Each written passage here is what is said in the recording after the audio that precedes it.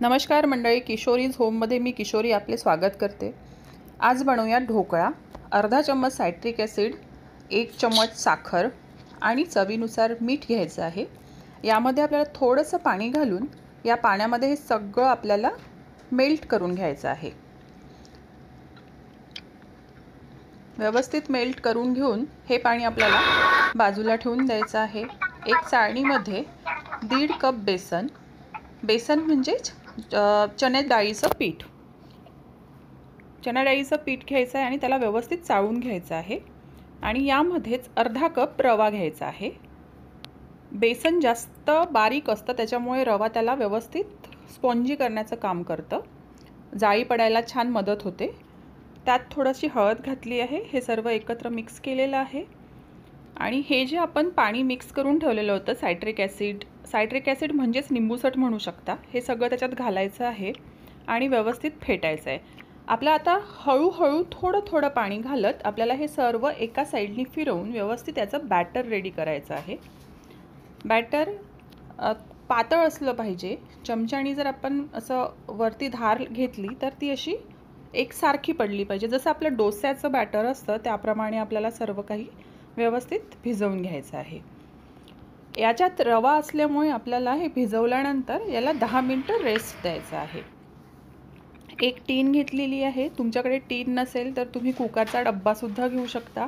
त्याला तेल लावून घ्यायचं आहे व्यवस्थित सर्व बाजूंनी। ढोकळा स्टीम करायसाठी आपल्याला एका भांड्यामध्ये पाणी घालून त्यात एक स्टँड ठेवून हे पातेलं आपल्याला गरम करण्यासाठी गॅसवरती ठेवून द्यायचं आहे।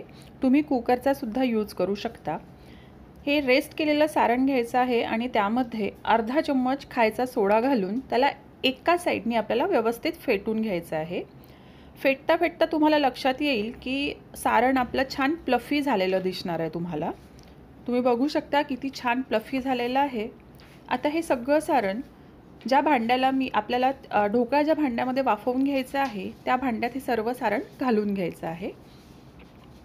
आणि हे सारण त्या भांड्यात घातल्यानंतर डब्याला थोडासा टॅप करायचा आहे। त्या भांड्याला थोडं टॅप करून घ्यायचं आहे जेणेकरून आतले बबल्स सर्व निघून जातील। मी टॅप करून घेते आहे व्यवस्थित, बघा याप्रमाणे टॅप करायचं आहे। आणि हे भांडं लगेच आपल्याला गरम झालेल्या त्या भांड्यामध्ये स्टीम करण्यासाठी ठेवून द्यायचं आहे। आपल्याला 15 ते 20 मिनिटात हा ढोकळा आपला रेडी होणार आहे। याला झाकून व्यवस्थित वाफ न निघता येणार अशी प्लेट झाकायची आहे आणि याला 20 मिनिटं आपल्याला वाफवून घ्यायचं आहे। एखाद्या चाकूच्या साहाय्याने किंवा टूथपिकच्या साहाय्याने तुम्ही बघू शकता।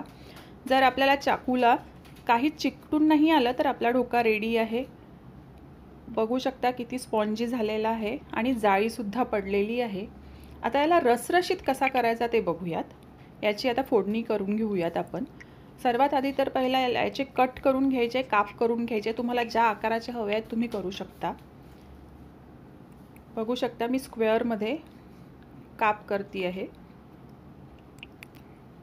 काप करून झालेले आहेत। आता आपण तडक्याची तयारी करूयात। एका भांड्यामध्ये तेल घेतलेलं आहे।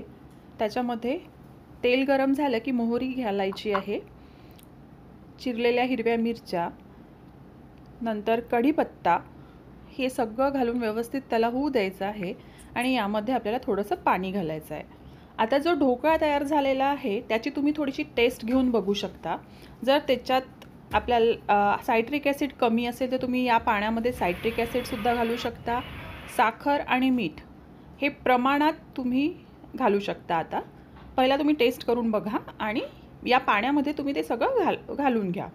पाण्याला छान उकळी आली की हे सगळं पाण्याची फोडणी जी आहे ती आपल्याला ढोकळ्यावर घालून घ्यायची आहे। ही फोडणी व्यवस्थित जात नाही आतमध्येपर्यंत, मग काय करायचं तर ढोकळ्याला उलटा पालटा करून हे थोडं थोडं पाणी त्याच्यावर सोडत जायचं। छान रसरशीत असा ढोकळा तयार होतो आणि जाळीसुद्धा खूप छान पडलेली आहे। टेस्टसुद्धा अप्रतिम लागते याची। याच्यावर नंतर सर्व करताना कोथिंबीर घालून घ्यायची। कुणाला यावर तीळसुद्धा आवडतात तर तीळसुद्धा घालू शकता तुम्ही फोडणीमध्ये। बघू शकता किती जाळी पडलेली आहे व्यवस्थित। आता मी याला सर्व करून घेते आहे आणि मग वरून थोडीशी कोथिंबीर घालून घेऊयात आपण। स्पॉन्जी ढोकळा आपला तयार झालेला आहे. कोथिंबीर घालती आहे. आपला ढोकळा रेडी आहे. रेसिपी तुम्हाला आवडली असेल तर चॅनलला नक्की सबस्क्राईब करा, लाईक करा आणि शेअर करा. थँक्यू.